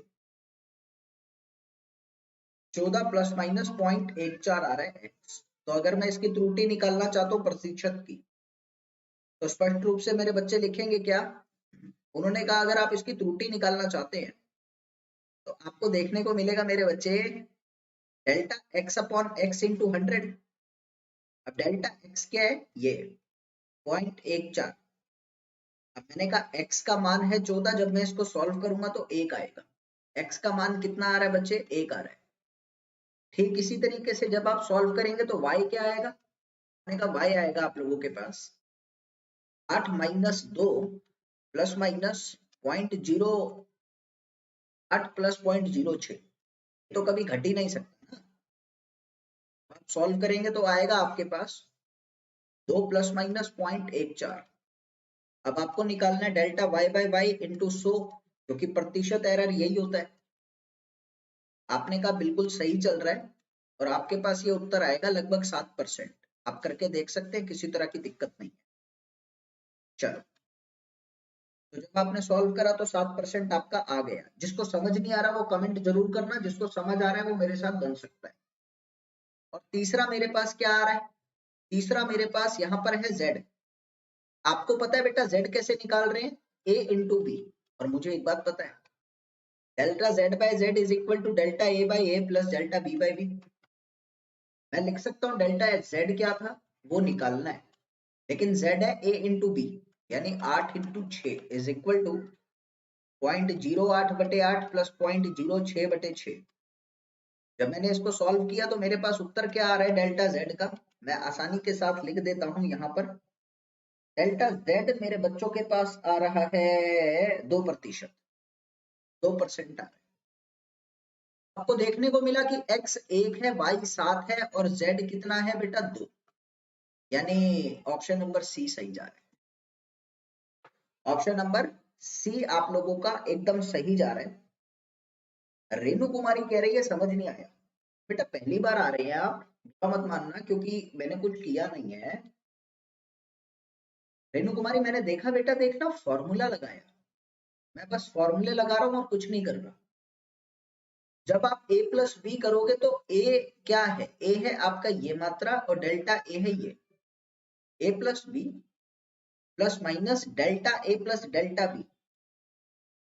विकास पटेल यार अब इस बात का कोई उत्तर नहीं दे तो ज्यादा अच्छा है, बस ये है कि मैं अब यहाँ पढ़ाता हूँ। तो a प्लस बी आपने निकाल दिया, आ गया, चलो क्लियर है, अभी क्लियर है बच्चों को। अगला प्रश्न आपके लिए लेकर आता हूँ, फिर मैं प्रीवियस ईयर क्वेश्चन लेकर आऊंगा। अगला प्रश्न मेरे बच्चों को यहाँ पर कहता है कि आपके पास एक घन है और उसकी भुजा गिवन है। आपके पास एक घन है यानी क्यूब है और क्यूब की भुजा आपको गिवन है क्या है, 2 प्लस माइनस 0.01। तो आपको बोला गया है कि इस घन का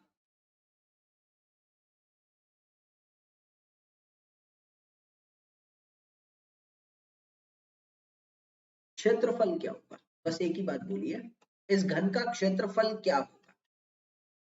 ऑप्शन नंबर ए में मेरे बच्चों को यहाँ पर कह रहा है कि 24 plus minus 0.24। Option number B में कह रहा है 12 plus minus 0.12। Option number C में कह रहा है 12 plus minus 0.24। Option number D में कह रहा है उपयुक्तों में से कोई नहीं। लगाओ बेटा, बहुत आसान है, आप आसानी से निकाल सकते हैं।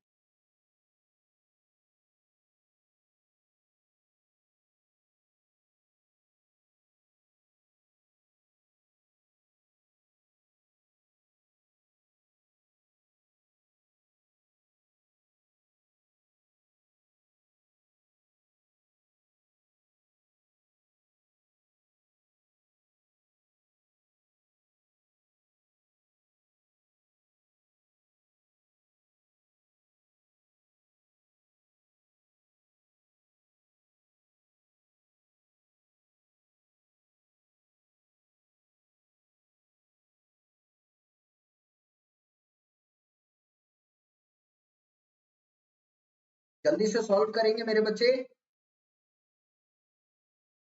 अर्श मलिक कह रहा है ऑप्शन नंबर बी है।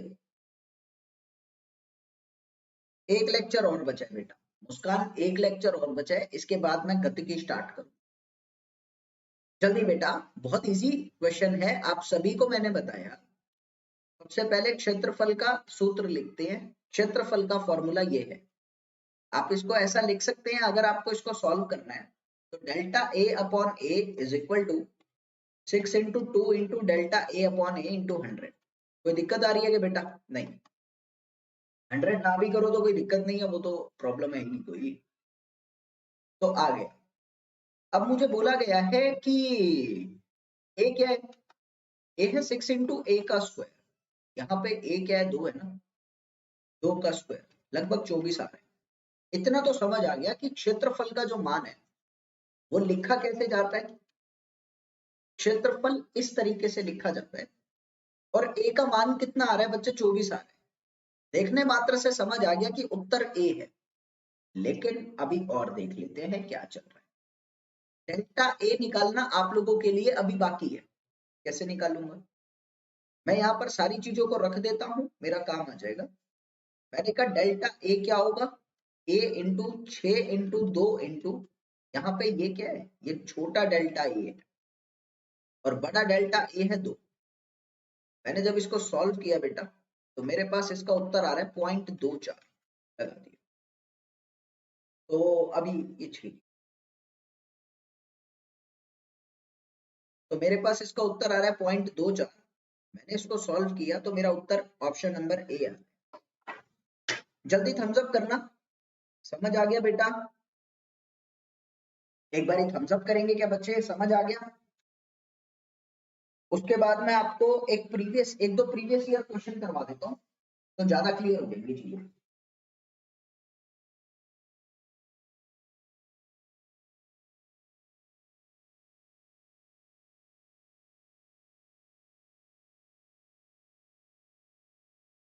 क्लियर है?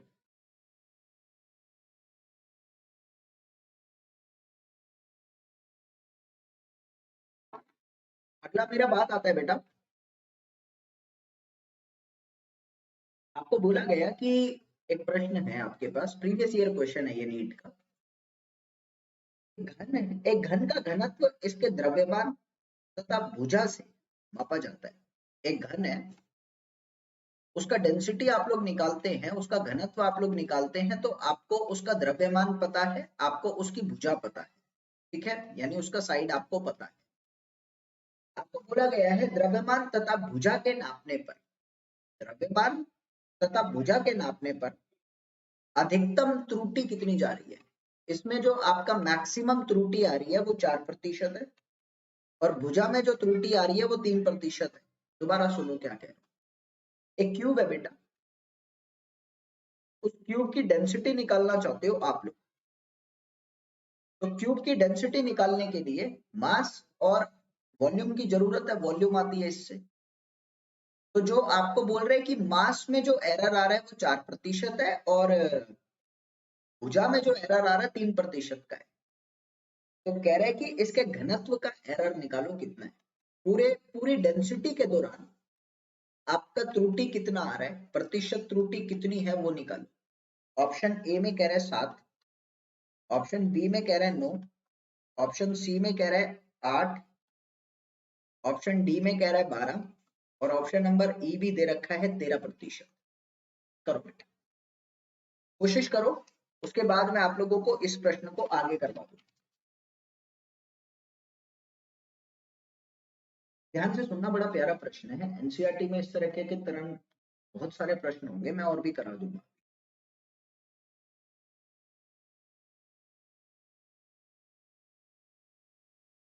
या मैं करा दूं पहला? चलो मैं कराता हूं, आप लोग अगला वाला करना मेरे लिए। आपको एक बात तो पता है बेटा कि घनत्व का सूत्र क्या होता है? मास अपॉन वॉल्यूम होता है। आपने कहा घनत्व का सूत्र अगर मास अपॉन वॉल्यूम है, मुझे निकालना है एरर इन डेंसिटी। तो मेरे बच्चे ने कहा कि आप यहां से लिख सकते हैं delta rho by rho into में 100 इज इक्वल टू दो मात्राएं आपस में विभाजित हो रही हैं। तो मैं लिख सकता हूँ delta M by M plus delta V by V into 100 कोई दिक्कत आ रही है क्या? यहां तक दुविधा नहीं है।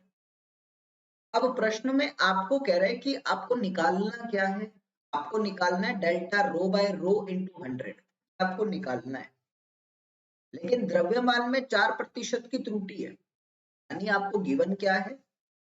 आपको कह रहा है द्रव्यमान में प्रतिशत त्रुटि जो आ रही है वो 4 है, और आयतन में, भुजा में जो त्रुटि आ रही है वो आप लोगों की कितनी है? 3 है, ये गिवन है। लेकिन आपने देखा सूत्र के अंदर आपका वॉल्यूम है, मैं वॉल्यूम को नहीं लिख सकता। मैं क्या करूंगा? मैं इस सूत्र को बदल देता हूँ। मैं जानता हूं कि मेरे आयतन का सूत्र होता है a इंटू क्यूब, यानी मैं लिख सकता हूँ delta v by V into 100 किसके बराबर होगा? पावर आगे आ जाती है, delta a by A into 100 के बराबर होगा कि नहीं होगा? जल्दी बताओ। बिल्कुल होगा बेटा। आपने लिखा delta rho by rho into 100 जो है वो delta m by M into 100 plus delta v की जगह ये लिख दिया 3 into delta a by A into 100 के बराबर है। ये आपको निकालना है। ये पूरा है 4% प्लस लिख सकता हूँ 3 इंटू, और भुजा का है 3%। उत्तर आ रहा है मेरे पास 9 प्लस 4 13%। तो यस करो, समझ आ गया? ऑप्शन नंबर ई सही है।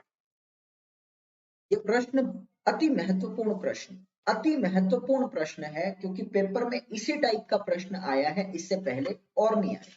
और मैं और भी करवा देता हूँ। पहले ये बताओ, समझ आ गया?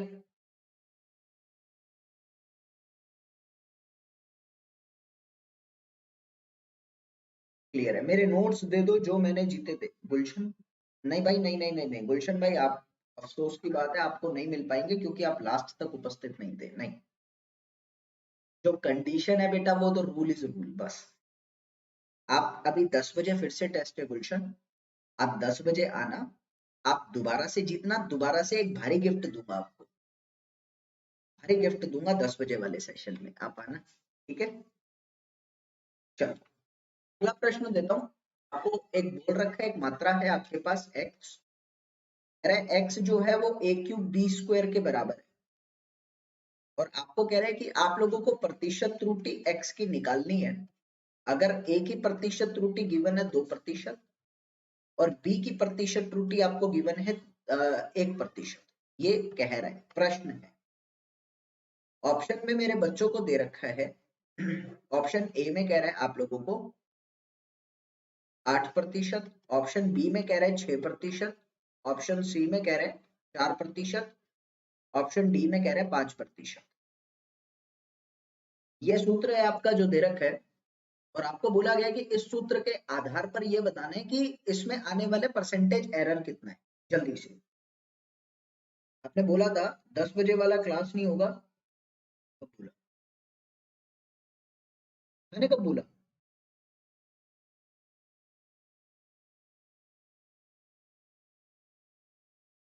नहीं, आप नहीं थे, क्योंकि मैंने लास्ट में पूछा था तो आपने बहुत देर कमेंट भी नहीं किया था, मैं आपको बता, तो नहीं थे आप।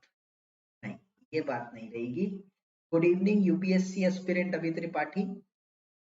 ऑप्शन नंबर ए कह रही हैं फातिमा, ऑप्शन नंबर ए कह रहा है यूपीएससी। बाकी बच्चों का इंतजार जल्दी करेंगे, जल्दी से करो बेटा।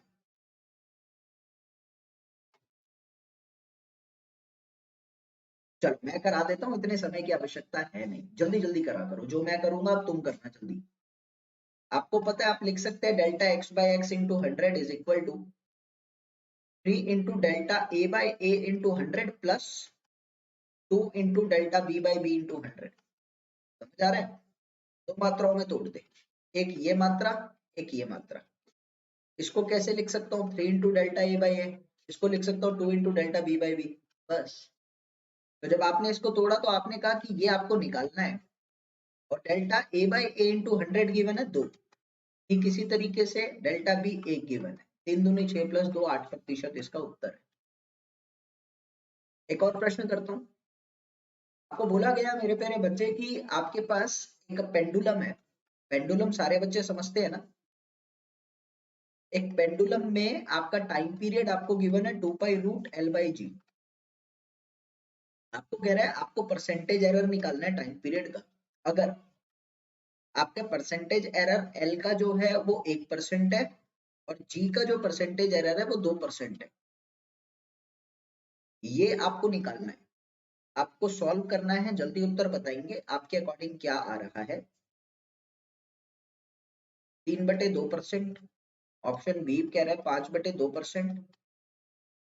सी कह रहा है 2%। डी कह रहा है 2/3%। जल्दी करेंगे। Option A B C D. Easy question. NEET में इस तरह के क्वेश्चन आपके आ सकते हैं।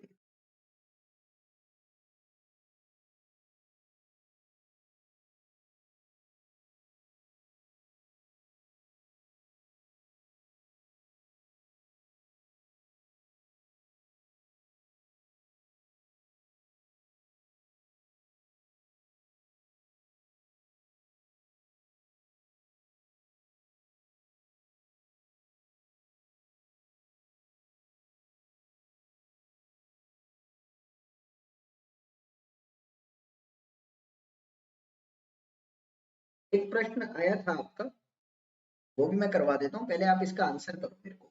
आपके मुताबिक क्या उत्तर आ रहा है इसका? बहुत इजी है।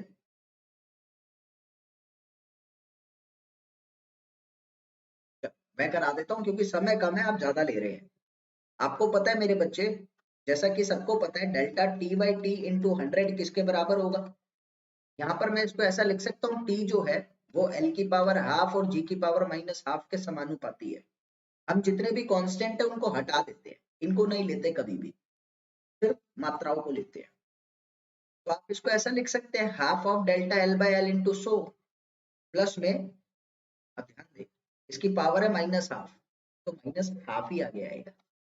Minus half of delta G by G into में 100। तो मैंने कहा मेरे बच्चे आप इसको वैल्यूज पुट करेंगे तो क्या आएगा? जब आप इसमें मात्राओं को रखेंगे तो आपको देखने को मिलेगा कि delta T by T into 100 जो है वो और कुछ नहीं, आधा of delta L by L 1 है, माइनस में आधा ऑफ जी है 2।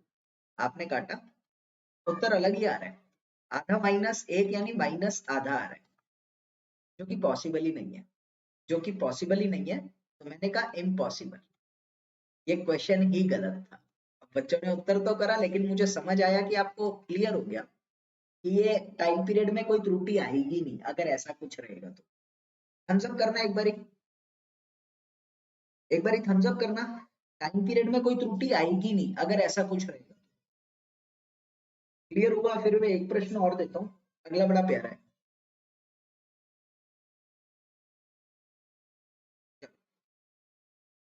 आपको मैंने कहा अगला क्वेश्चन क्या कहता है, वो बड़ा प्यारा है और ये नीट प्रीवियस ईयर है। ठीक है? एक विद्यार्थी दिए गए समय में विरामावस्था से मुक्त रूप से गिरती हुई वस्तु द्वारा तय की गई दूरी को नापता है। एक वस्तु है, ऊपर से नीचे की तरफ गिर रही है, तो इसके डिस्टेंस को मेजर कर रहा है। एक बच्चा इसके डिस्टेंस को मेजर कर रहा है, जो कि गुरुत्वाकर्षण के इन्फ्लुएंस में नीचे आ रही है। वह इन आंकड़ों के लिए गुरुत्वीय त्वरण जी का प्रयोग करता है। यदि दूरी तथा समय में त्रुटि, आपको बोल रहा है दूरी तथा समय में जो त्रुटियां हैं उन त्रुटियों का मान है E1 और E2, ठीक है। तो कह रहे हैं कि G में अधिकतम त्रुटि कितनी होगी, G का परसेंटेज एरर कितना होगा ये कह रहे हैं। ऑप्शन ए है E2 minus E1, option B है E1 plus 2E2, option C है E1 plus E2, option D है E1 माइनस 2E2। लगाओ कुछ। प्यारा प्रश्न, अच्छा प्रश्न है और मतलब कुछ नया दे देगा।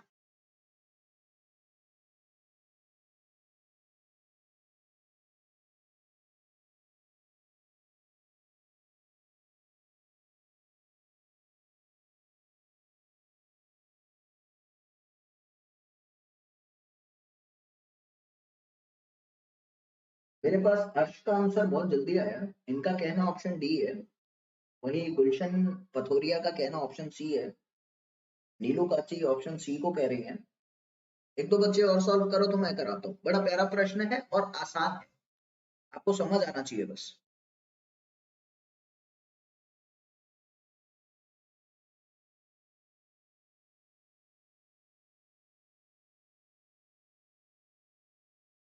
भाई देखो, ग्रैनी गेमिंग कल भी आपने सेम क्वेश्चन पूछा था, पूरी तैयारी यूट्यूब से हो जाएगी और मैंने फिर भी यही कहा था कि हो जाएगी क्योंकि मैंने खुद ने भी करी है, लेकिन करने वाला होना चाहिए। क्या होता है कि मेरे आसपास गाइडेंस थी, मेरे घर में 5 जने हैं, पांचों सिविल इंजीनियर हैं, मेरे पापा मम्मी तो अच्छे खासे मतलब पढ़े लिखे बहुत तगड़े। तो मैं आपको बताना चाहता हूँ कि उनकी गाइडेंस मेरे पास थी, तो कैसे कैसे करनी थी मेरे को बताया, मैंने यूट्यूब से कर ली। अब तुम्हारे पास अगर गाइडेंस है प्रॉपर तो यूट्यूब से हो सकती है, तो बस यही है और कुछ नहीं है। चलो मैं आपको सॉल्व करता हूँ। आपको एक बात तो पता है कि जो भी ऑब्जेक्ट नीचे आता है इसको फ्री फॉल का नाम दिया जाता है, बोलते हैं बेटा।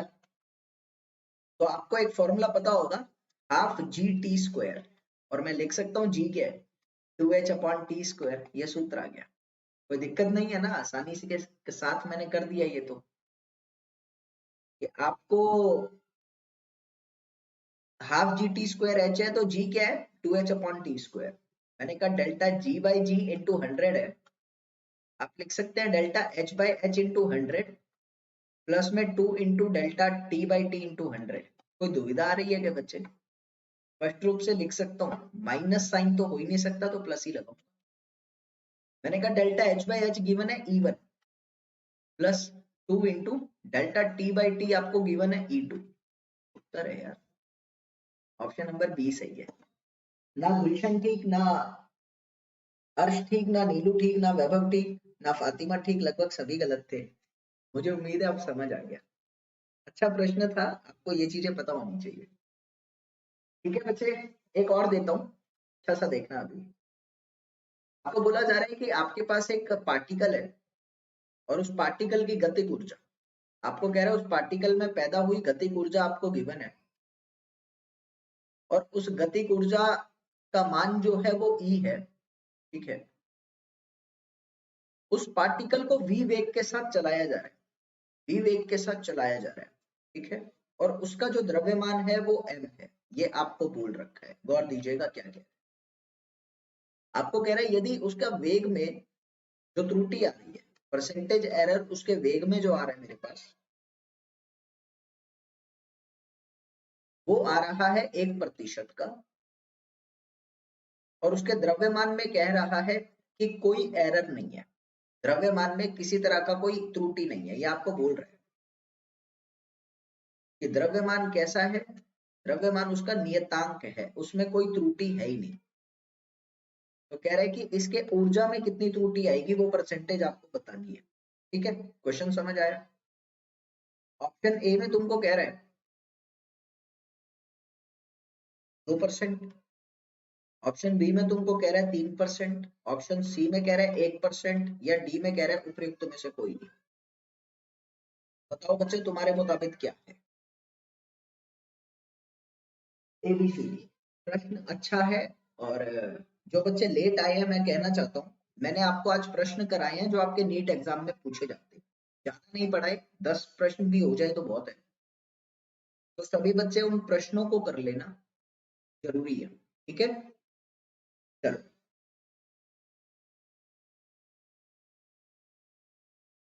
जल्दी करेंगे मेरे बच्चे।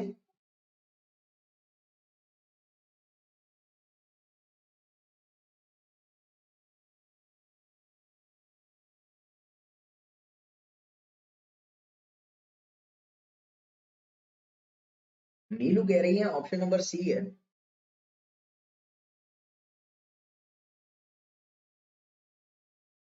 ग्रैनी ऑप्शन नंबर ए को कह रहा है।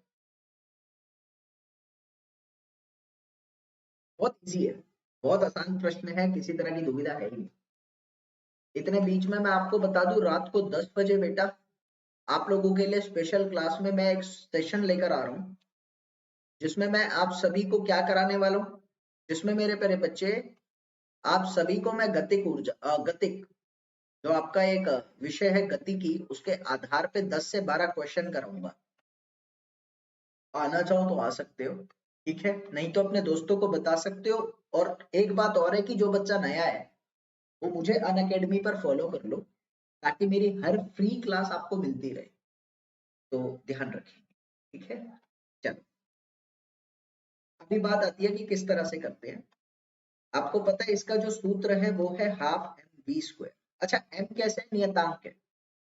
और मैंने कहा नियतांक को आप कभी देखते नहीं है, त्रुटियों में नियतांक नहीं लिखा जाता। क्या मैं इसको ऐसा लिख सकता हूँ, 2 × डेल्टा वी/वी × 100? जो नियतांक है उसको लिखने की आवश्यकता ही नहीं है, तो 2 आगे आ गया, डेल्टा वी/वी × 100 आ गया।